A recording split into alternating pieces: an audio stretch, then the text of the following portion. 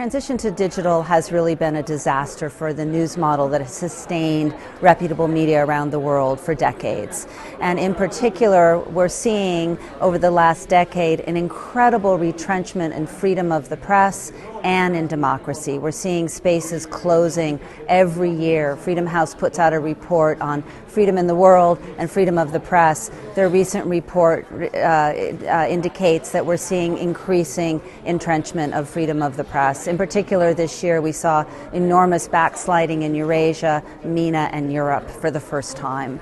And really, when you think about what the causes are for that, there are really three main threads that we worry about that are causal in this retrenchment of freedom of expression.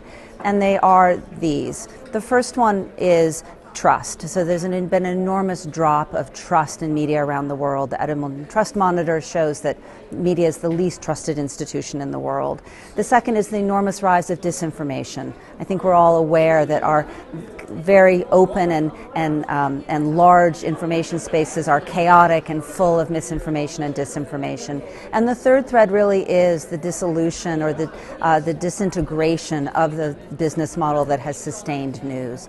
So at United for News, we really believe that if we're going to try and penetrate those three issues, that the sustainability piece is the place to enter, that's a place we can actually start to work with the advertising community to, as I like to say, reinvent a commercial engine for digital advertising that's really purpose-built for this time, for the systems that we're currently working in, that can funnel revenue much more effectively to reputable journalism around the world.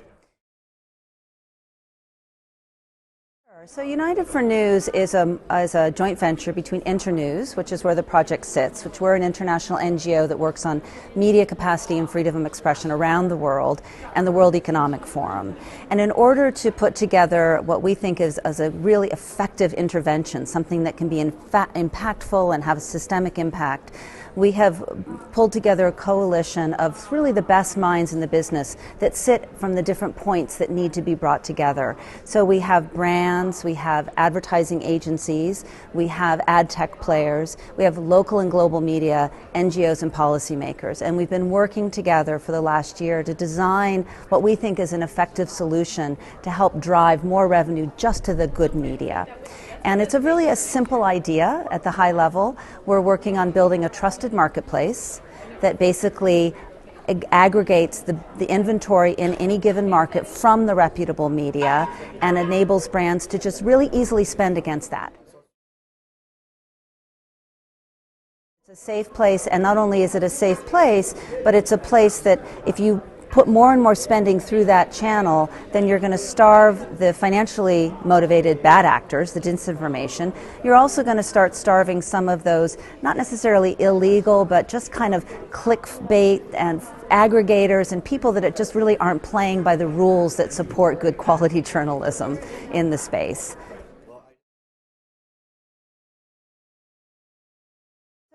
We're a mission-driven organization, and our primary mission in the sustainability world is actually focused on sustaining local news, because that's what's most at risk in the transition that we're in the middle of. Local news is disappearing around the world at an extraordinary rate.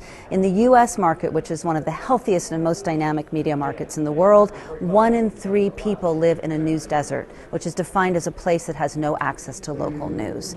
And when you lose local news, it's shocking what happens to democracy and social cohesion. So there's a lot of great work that's happening in this space right now, but just to point out some key indicators. The first thing that happens when you lose local news is you lose local oversight, and corruption spikes almost instantly. Huge problem.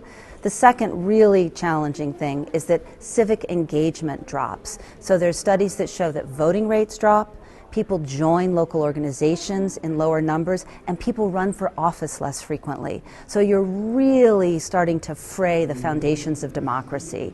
Third, you start to see disaffection rise. So when people don't feel that their voices are heard and they're included in the conversation, they become angry, they become alienated, and we're seeing that trend around the world.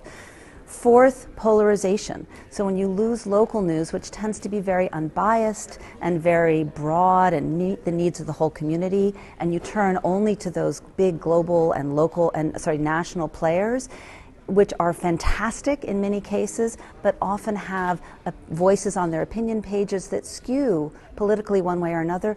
People start to sort themselves into tribes, and that's not good for a shared set of facts and a shared conversation.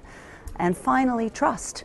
So we believe at Internews that trust is built from the ground up, that when you go in and you have a trusted local news source that you believe in and rely upon, that actually has externalities it creates that generates more trust generally, trust in government, trust in institutions, and trust in media more broadly. So really, local news is really the crux of the whole thing, and our solution is very much focused on, essentially in our solution, not only harvesting and bringing inventory from the great national media institutions, but also going out into that long tail and finding the reputable media and bringing it up into a trusted marketplace so brands can spend easily against it.